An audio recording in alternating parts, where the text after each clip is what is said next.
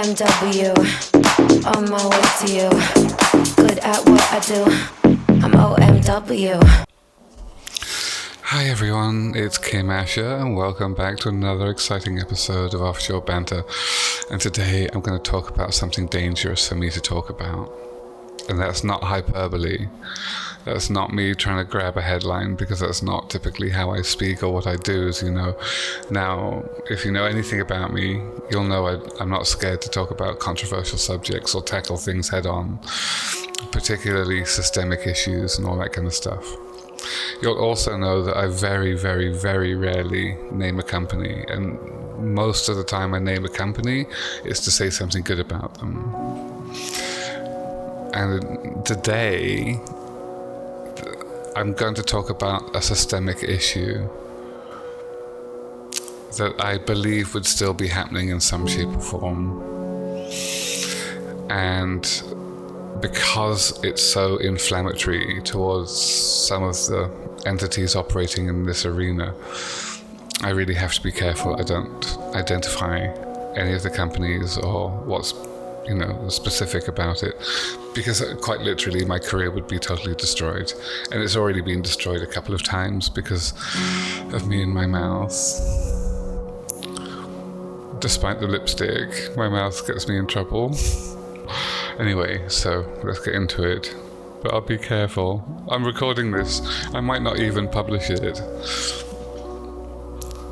About 10 years ago, I was on a ship off sub-Saharan Africa, and this was before I had migrated completely into renewables, and when I was still doing some renewables and some oil and gas.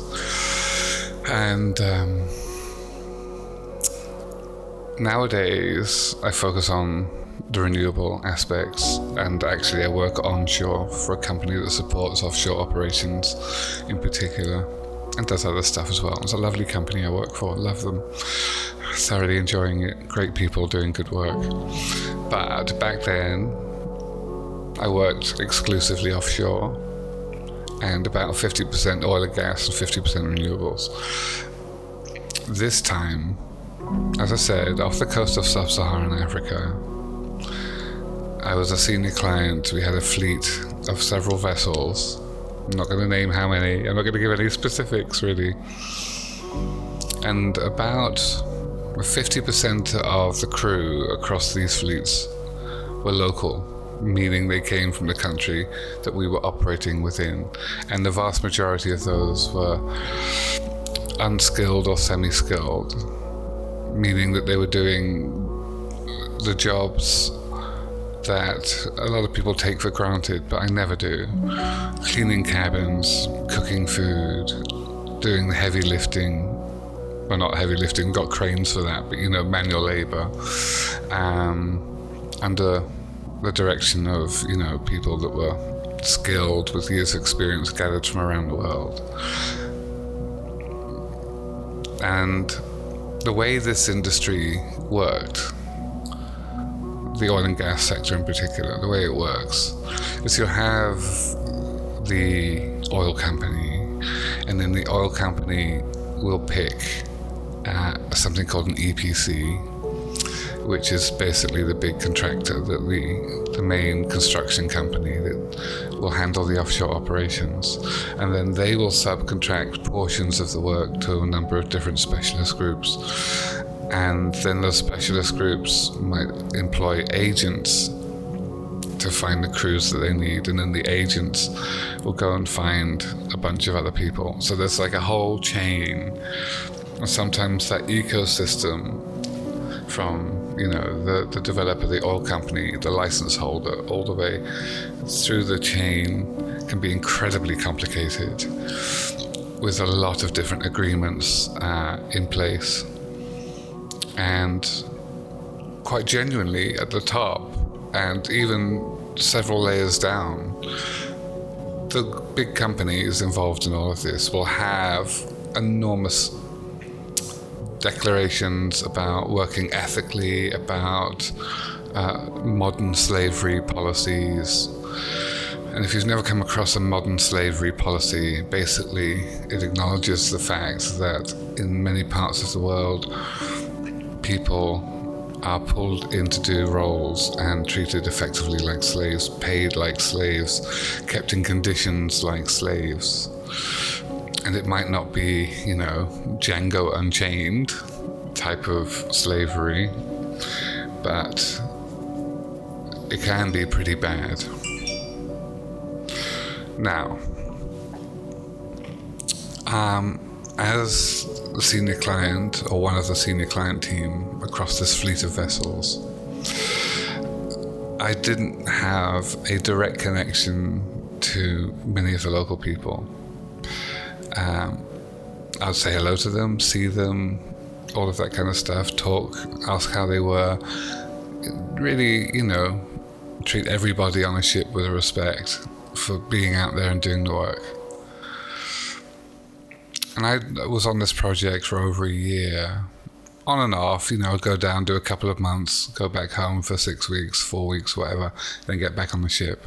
But over the course of that year, I developed a lot of relationships with a lot of the guys doing a lot of the very unskilled work. And one day, one of those guys, he was this big guy, like he was really tall, local guy, came up to me, trembling in fear, and said to me, is it possible for me to meet him and a couple of his friends later that day at the end of his shift, after his shift had finished? And I said, sure, what's the problem? Is there anything that I really need to know about? He goes, I can't tell you. I'll meet you in this room. And this room was like way below decks. It was like down at the belly of the vessel, right at the back, underneath the main deck, the construction deck, far away from anyone or anything. And I'm like, this is a bit... But the guy seemed so genuine, and then we've been speaking on and off, occasionally cigarette breaks, and, when we're in the proximity of each other, just always saying hello, how are you, all that kind of stuff, right? And I never got a bad feeling about this guy at all. I thought he was really a great worker, really good guy, had a good relationship with the people around him. And, I thought, okay, there's something going on here. It's my responsibility to make sure things are okay on this vessel and this fleet. So if somebody says to me, I need help, or I want to speak to you, I have to make myself available. But I did feel a bit uncomfortable. I felt there was something really a bit weird about it. After I had my evening meal, about 6 o'clock in the evening, finished my shift. Kind of. I mean, you never really finish your shift on a client team if you're, in some situations. But I went down and found this room. Normally I explore a vessel to some, in some depth, so I'm familiar with every part of it in case there's a problem, and, I get pulled in to, talk about it, handle it, or whatever. If there's an incident there, I need to know where it is, all that kind of stuff. So I find this room, and I go in. It's a storeroom. It's a big storeroom with a lot of supplies, rigging equipment, hydraulic fluid, just a load of stuff, just like a little warehouse underneath the main deck. And there must be 30 or 40 people in this room, all of them local. I'm the only foreigner there, and when I walk in, the room is silent. And look, honestly, these guys are not quiet people. They are very talkative. It's a very upbeat culture. People talk a lot and have a lot of fun with each other, and it's a really, tight-knit kind of community feel in this particular part of sub-Saharan Africa. And so to walk into a room where they're all silent was very eerie, because that's not who these people are. And I could smell the fear. Really, genuinely, I could smell the fear. seeping out of the pores of this group of men who'd summoned me down to this room. And I started to get quite on edge, thinking, this is bad. And I didn't fear for my safety. They were looking at me with expectation, and they were looking at me really with a bit of desperation in their eyes.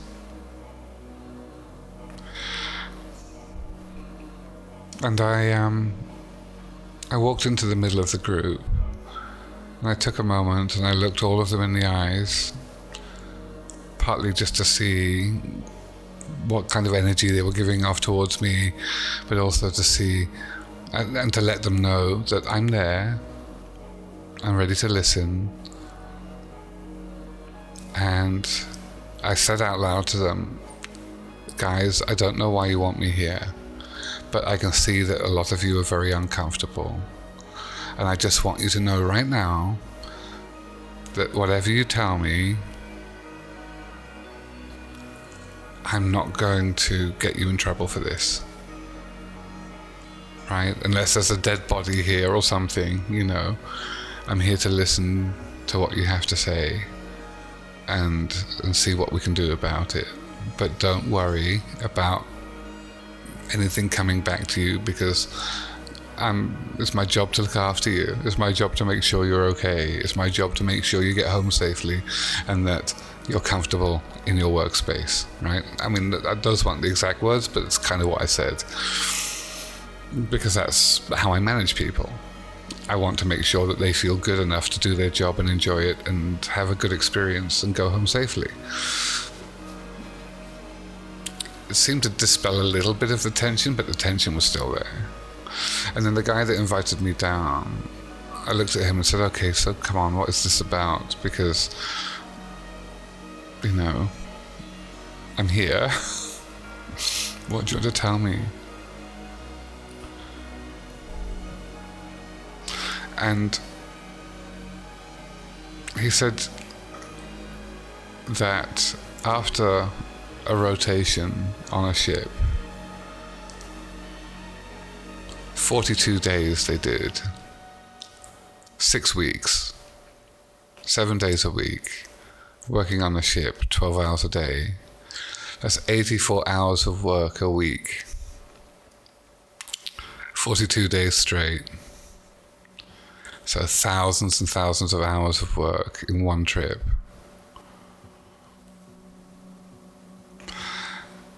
He told me what they got paid when they got home.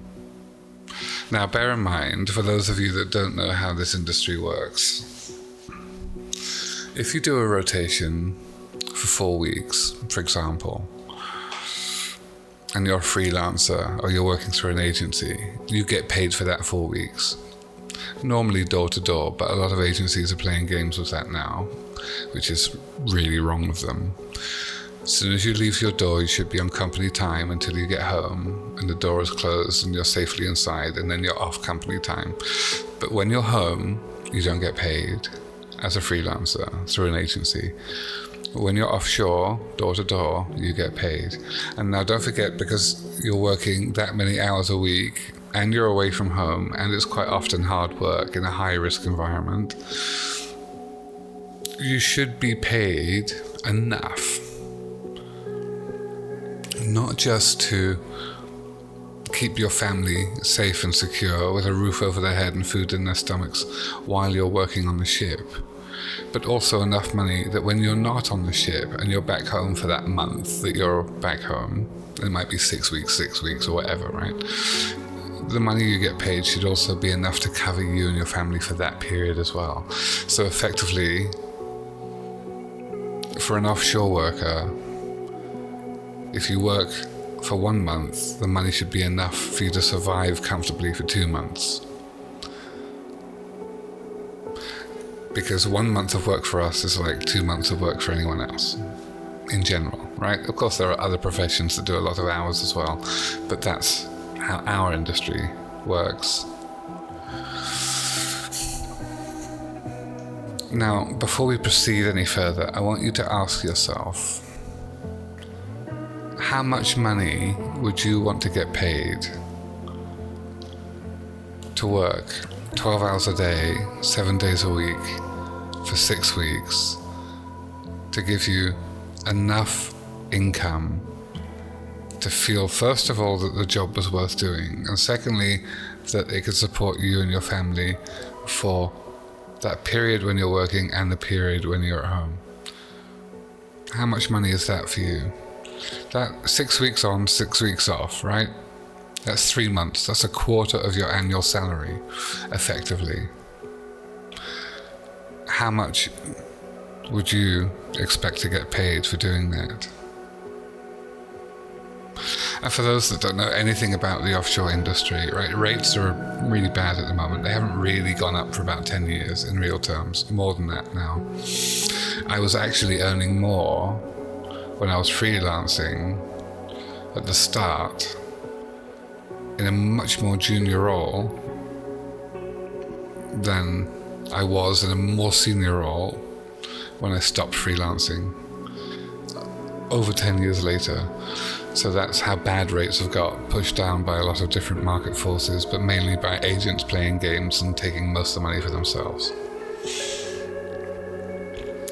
But just as a rough guideline, okay, and it could be plus or minus quite a bit, but let's say on average you're sort of basic offshore worker, like somebody who's like a rigger or an AB or something like that. Maybe their day rate would be 300, 400, 500 euros, dollars a day, something like that, right?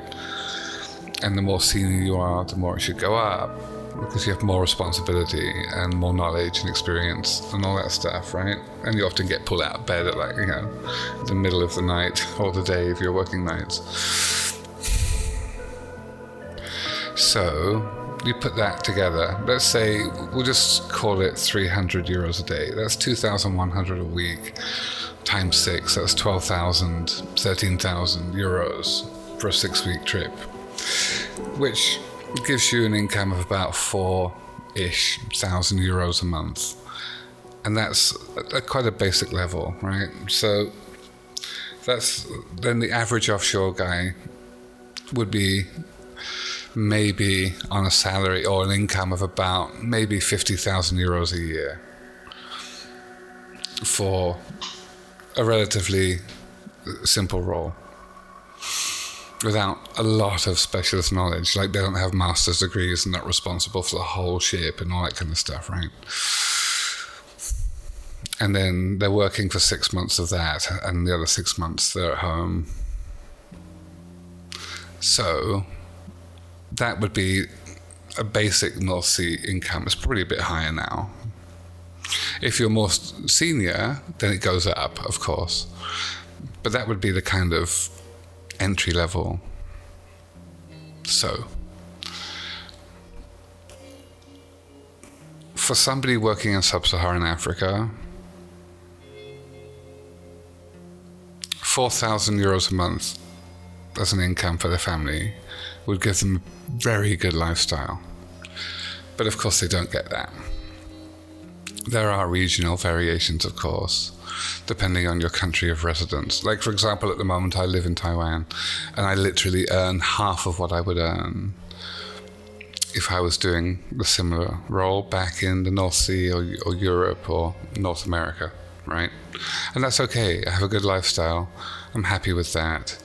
And until the Taiwanese market harmonizes with the rest of the world, you know, and it's fine. You know, there's a lot of other people working very hard that don't get paid anywhere near what I get paid, who also, I think, deserve better conditions. But generally, the lifestyle in Taiwan for most people is not bad. And then you go to sub-Saharan Africa. And I said to these guys, I am not revealing the amount of money they got paid yet. I will, okay? But I said to these guys, how much would it cost you to put your family in a home, send your children to school, pay for medical care, have food in your houses, and make you feel like you have a decent lifestyle. And I asked this question, not just to the people in the room, but I also asked several other people independently after this. I did a little bit of research, and almost all of them came up with a figure of something like $1,000 a month, maybe a little bit more, $1,500 a month, would be, for them, at that time, in that marketplace, something that would give them a good lifestyle, that made them feel secure and happy. So that would mean, if they're doing a 6-week trip,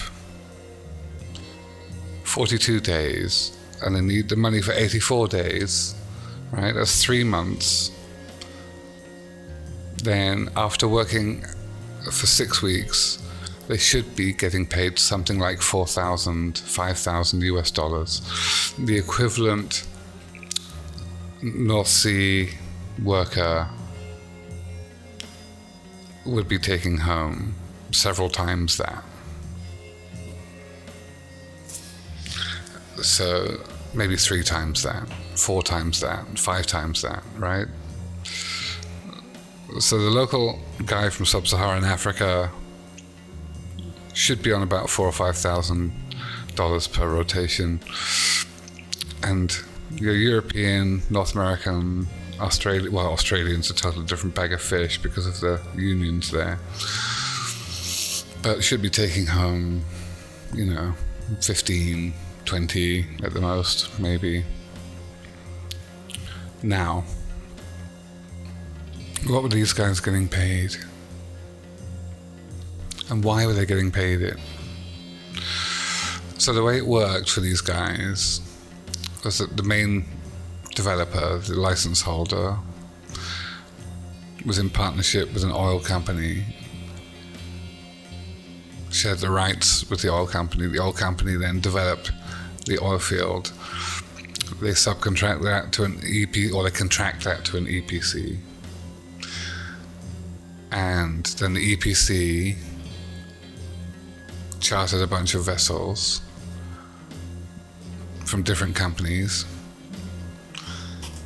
Then those vessels would go and get some agents, and the agents would then go and find people in the local populations that ticked all of the boxes that are needed, and most of them were not skilled, so the agent would put up the money for them to have their basic offshore safety training, sea survival, Bosiet, which is the helicopter underwater upside down thing, all that stuff, right? Which is maybe $1,000 to get that sea survival ticket. It's like 3 or 4 days of training type of thing, right?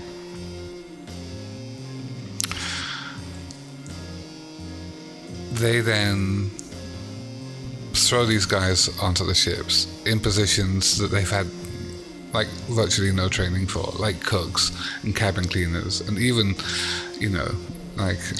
assistants to engineers and stuff like that. And they learn what they need to on the job.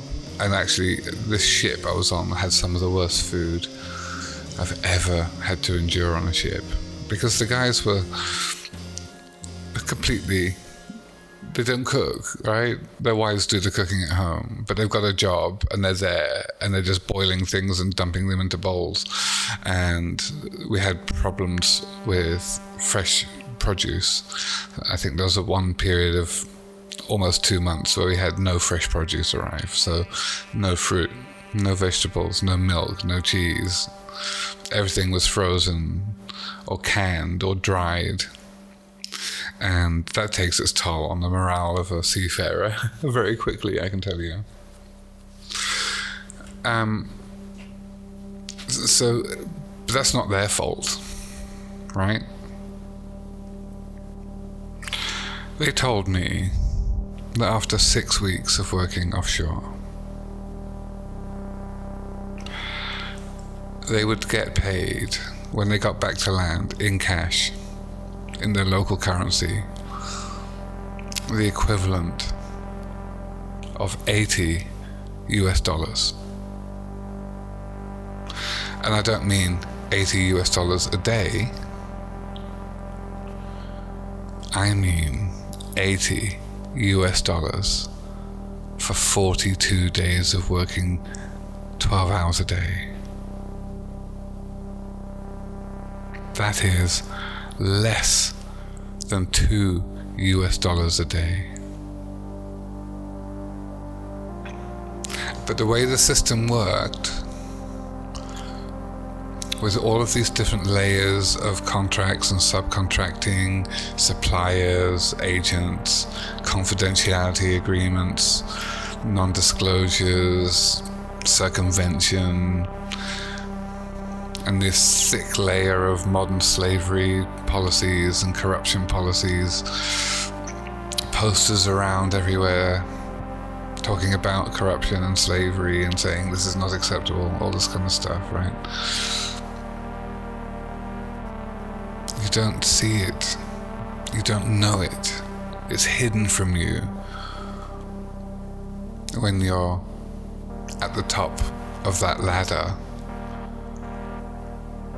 And I think most of you who've watched any of my episodes, I would like to think, realize that I try to be really fair and equitable, and certainly, given the fact I am a transgender woman in a very anti-LGBT regressive industry, I have a fair amount of empathy and understanding for difficulties and struggles. And hopefully that's reflected in my style of management and how I treat people around me. And I take pride in that. And I live by it as strictly as I can. I don't always get it right. Definitely there are times I get things wrong, without a shadow of a doubt. But in general, I think I don't do too badly. I think I do okay, you know. And so I also think I'm quite observant. Like, you know, I've worked at quite senior levels, not because I knew the right families or went to the right schools or had a lot of money to get started in the industry, because I worked my way up literally from nothing. And I earned my place through hard work and attention to detail and learning the skills and being diligent. So when you put that together, diligence and empathy, and forming relationships with the people I work with to understand them and help them achieve what they need to in their jobs. Even for me, it took almost a year, it took over a year in fact, if looking back at it, to actually find out that that was the situation. Because the local work crew on these vessels, they're in the places gathering together, often talking in their own language or talking out of the sight of the Mazunga.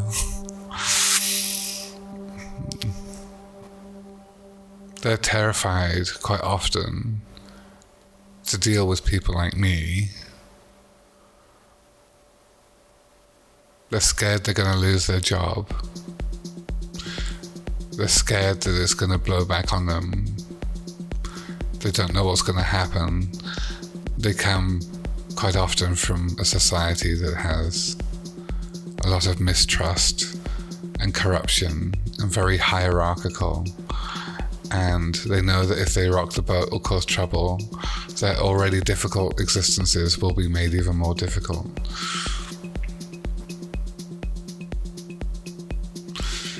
And while there's no nation on the planet that has the ability domestically to develop its own oil fields or build a wind farm or whatever it is, using only domestic skills, that the range of specialists and resources and knowledge that have to be assembled from all around the world to do one of these mega projects. It's normal on a ship to have dozens of different nationalities, all ethnicities and creeds. That's one of the beautiful things about a ship. It is quite often a microcosm of the whole planet, where you should learn a lot about diversity and acceptance and tolerance. It doesn't always happen, as you might have heard, particularly in regards to women and LGBT people and all of that, but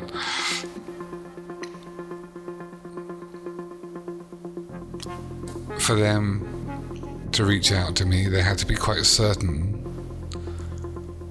that telling me was not going to be a threat to them. And that took a lot of trust building. And I feel very honored and privileged that they did trust me enough to take me into a room and put themselves at risk and to tell me that story of their hardships and how much their agents were basically taking from them. Because it wasn't the oil company, and it wasn't the EPC, the main contractor. It wasn't even the ship owners. It was the agents. And the agents were probably getting maybe $50, $100 US per day per person. And they would have hundreds of people on their books. So let's say they had 100 people getting $100 US a day. That's $10,000 US a day. And they are pocketing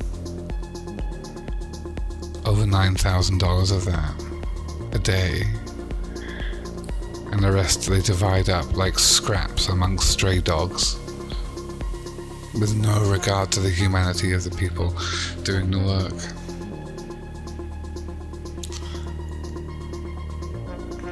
And because of the contracts and the confidentiality and the fear, and probably, and I say this with no evidence, but just based on my own thoughts of some of what I saw down there, it was the odd payoff to the odd person to turn a blind eye, that you had effectively a modern slave fleet.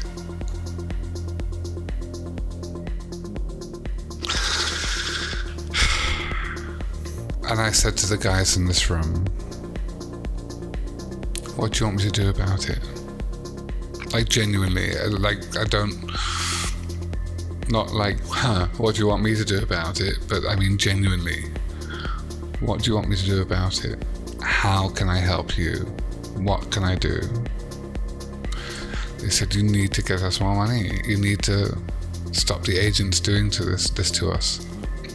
And of course, from their perspective, they see that the senior client on the vessel is omnipotent. Anything we say happens. From their perspective, right? We instruct everyone what to do. We stop things happening. If we say a helicopter has to arrive, it arrives. If we say the vessel moves here, it moves here. Every single thing that happens on that vessel is under our domain, with the only exception to that being the master mariner, the captain of the ship, has overall and final responsibility for the safe operation of the vessel. But 99.99% of the time, the senior client and the captain will be in complete agreement about what constitutes safe operation of the vessel. And therefore, in terms of operational use of that vessel, which is what the vessel does, where it goes, what happens on it, that's the client overseeing what the contractors are doing, and the contractors are instructing it, but the client can terminate or instruct anything. And the client, in terms of what these guys down in this room could see, the client was the personification of the most powerful company at the top of the food chain. And therefore, I, with the stroke of a pen or uttering a word, should have the ability to transform their lives and get them treated fairly. That was their hope. But of course, reality is not like that, is it? Because what am I? I'm a freelancer. I'm a jobbing offshore grunt who deals with my own agents, trying to get put forwards for jobs that I'm capable of doing. And when I go to a vessel, back then, when I was doing that, my job is technical oversight. Is that pipeline being laid in the right place? Is it safe? Is it fabricated to specifications? Will the welds hold? Is the back deck operating safely? Stuff like that. And there's almost by design a massive gulf between the guys that work on ships and the people on land. Like they're two different species.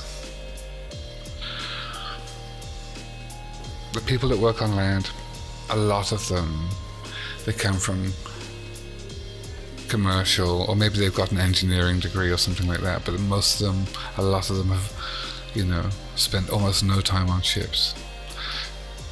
They do design and policy and negotiations and commercial agreements.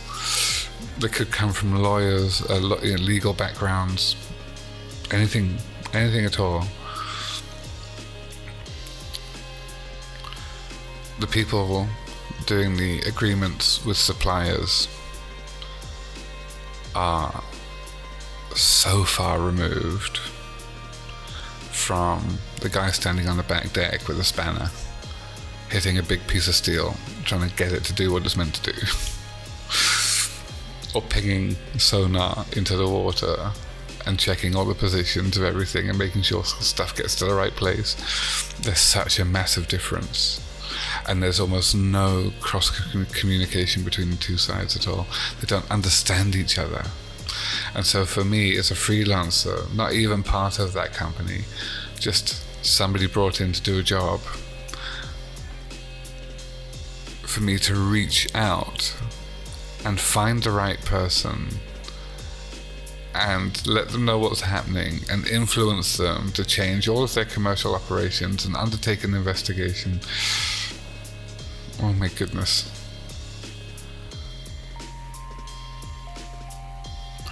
I'm not saying that as an excuse, genuinely. When I found out what these guys were getting paid, I literally felt physically sick. When I left that room, I went back to my cabin immediately, and I was physically sick. I'm standing on this ship in the middle of the sea, and I realize, for all intents and purposes, that I was a slave driver. I was the head of a fleet of slave ships. That's what it felt like to me.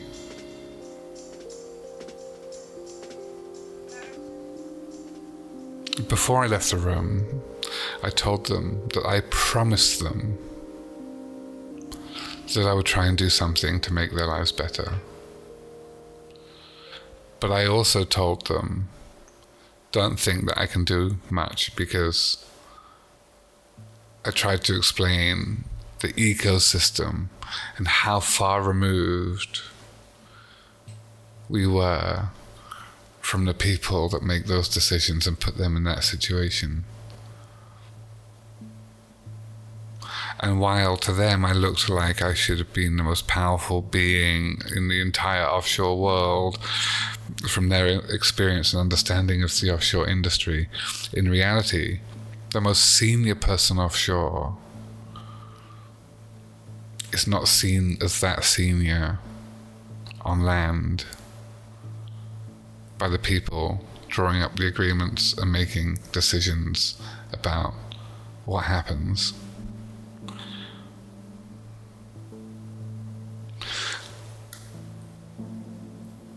I did try and do some stuff. I escalated it as far up the chain as I could, which was pretty far. And I tried to use the formal processes, effectively internal whistleblowing in the company. And the response that came back to me was a very stern warning. Shut up and mind your own business. It's not your responsibility. Basically, shut up and be a good girl.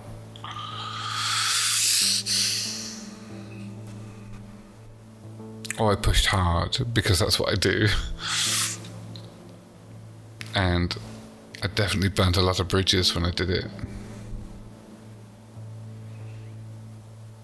And my response to them was then very simple.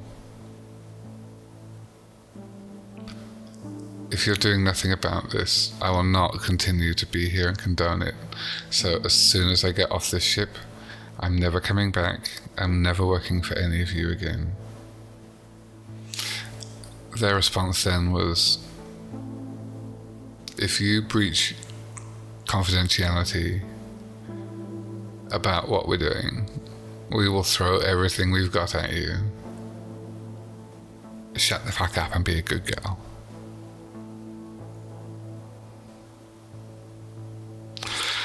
And at that point, I left oil and gas forever. I've only worked on renewables.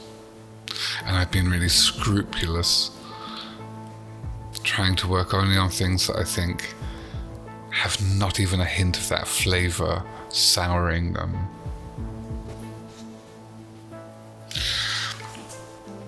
When I left that project, again I went through quite a long time without work. It also coincided with the start of my attempt to try and transition. So it was a really rough time, personally and professionally, again, because, you know, that's what keeps happening to me.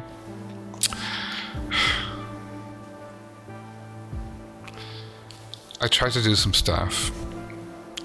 I tried to put together plans to do independent development and raise finance and capital to go out and create a more ethical company that was working in that area, filled with top global international professionals, the same sort of caliber as myself, and working in harmony with local skills to try and do it completely differently, to cut out all of that crap that is systemically baked into the process.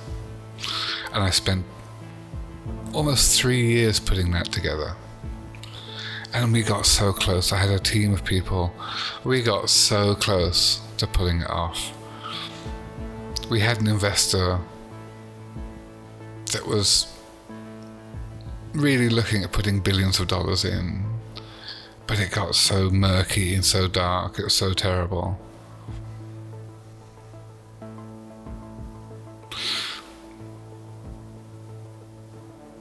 And it's not about the fact whether it's Africans or Europeans or North Americans. This is not about race, ethnicity, nationality, culture. This is something that is hardwired into the way that business is done in some parts of industry. It's baked in through centuries of evolving processes and mechanisms and techniques, so it becomes seamless and invisible and is so toxic.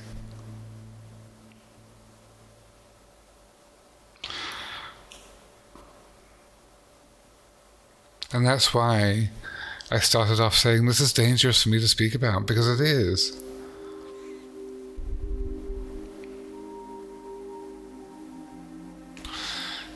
I still see the faces of those men looking at me, and I feel I've let them down, but I also know I tried really hard to do something. And I have stepped back from that part of the industry and really trying to focus on something that is just trying to save the planet. And okay, it's not ideal, it's not perfect. I mean, building wind farms offshore is not the only thing in the universe that's going to save society and the ecosystem. But at least we're all trying.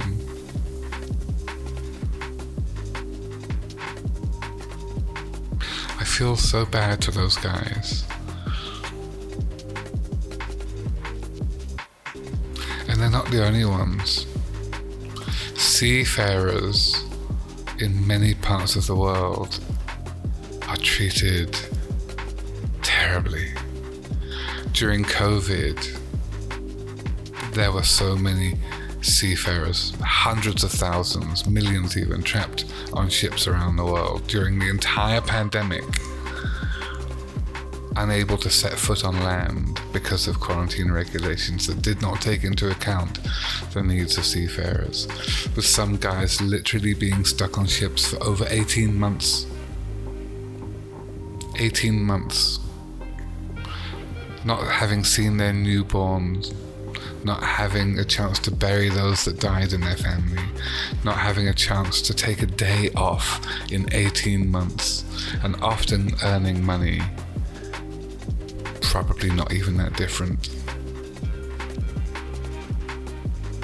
to what I just described. There were people who died offshore and the bodies weren't even allowed off the ships. They had to be kept in freezers.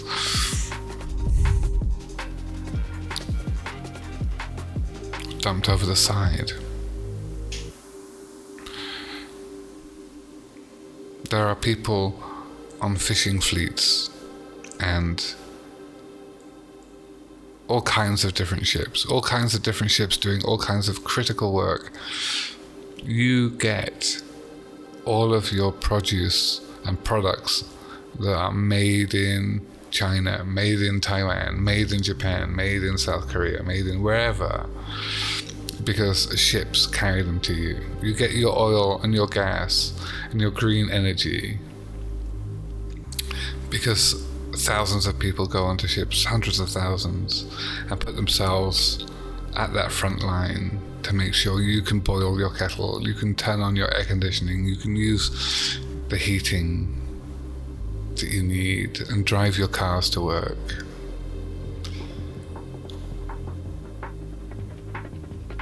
The offshore industry, the maritime sector, the ocean-faring peoples of the world are a fundamental building block for all of civilization and are treated like dirt most of the time.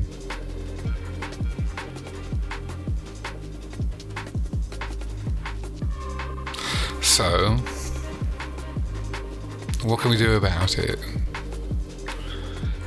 Well, I don't know. That's the thing. This is a monster.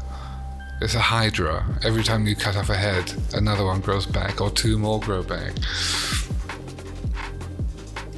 All you have to do is look at the UK right now, with the ultra right-wing conservative government releasing hundreds of oil and gas development licenses in the North Sea. Meanwhile, effectively meant to be signed up to a net zero by 2030, by 2050. When are they going to push it back to? The same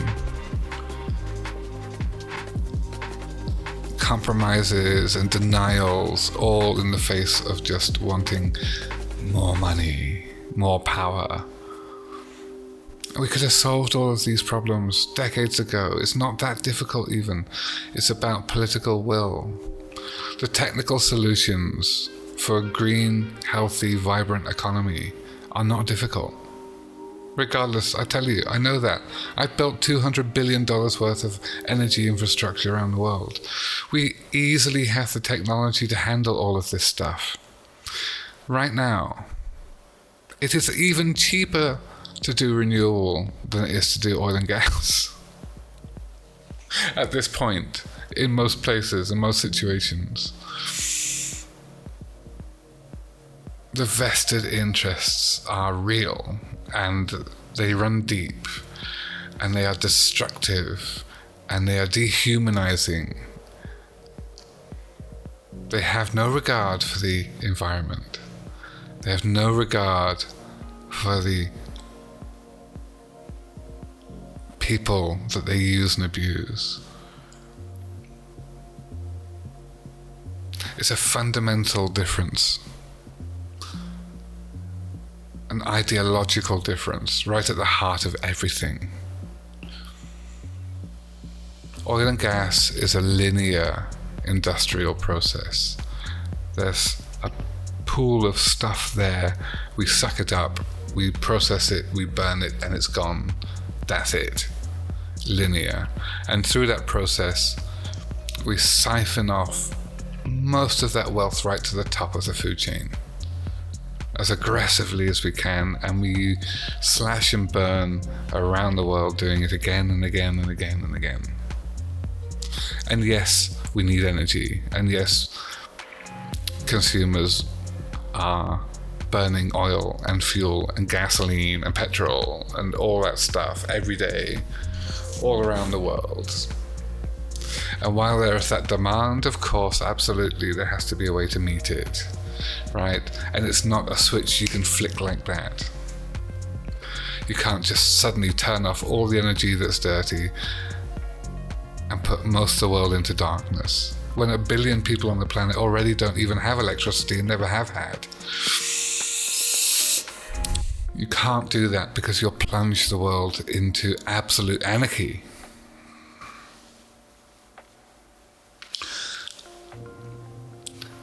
But the technical solutions for a green circular economy are there. This is not a technically challenging situation. What is missing is political will and the correct financial models to do it.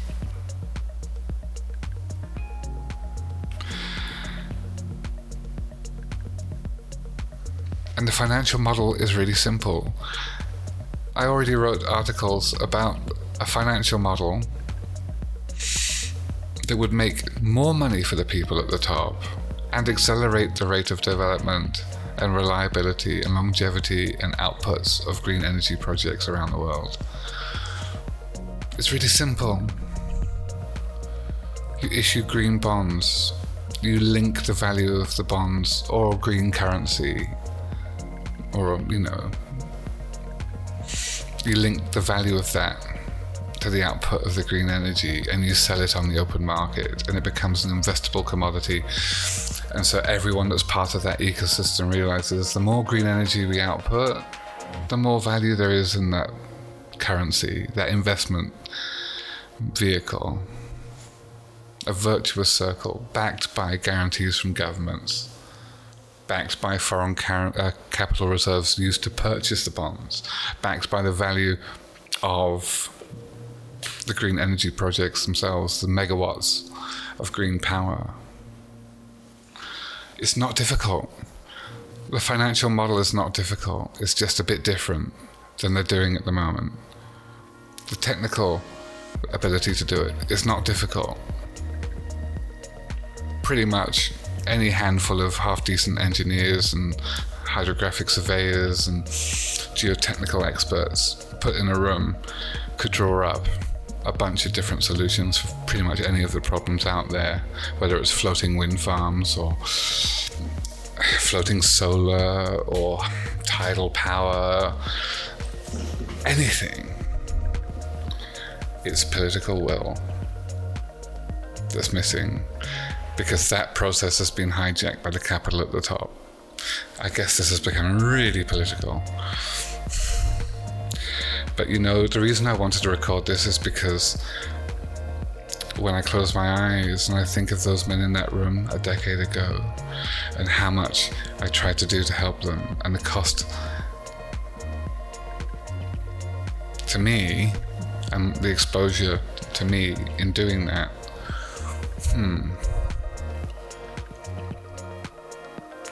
we still need to do something, don't we? It's not just climate change anymore, isn't it? It's meltdown, raging heat, fires, extreme weather phenomena, all the time, everywhere at this point. And still,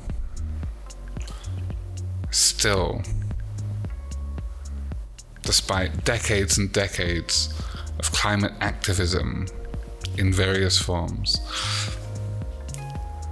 despite decades of mounting knowledge, despite lots of technical concepts that could resolve most of these issues, those in control of the big capital at the top are much more interested in keeping the status quo. Don't rock the boat.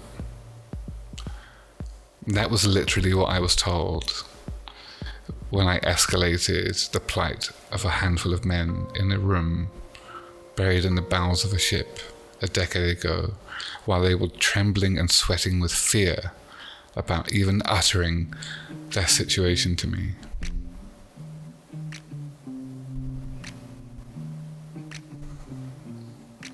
Told you it was going to be a dangerous one.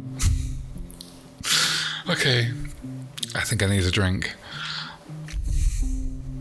If you're offshore right now, if you're away from home, if you're on watch, if you're far away at sea, have a good watch. Be a good shipmate. Make sure everyone on that ship is looked after. Take care of each other. Get home safely. Lots of love. Bye for now. Okay, just a quick note at the end. I know I promised for a couple of weeks now, I promised to give you like a really saucy, dirty story of back in the day offshore, and I have recorded it. It's ready, and it will be next week, but you know what? I really wanted to do this one. I know it's dangerous. Like, even a decade later,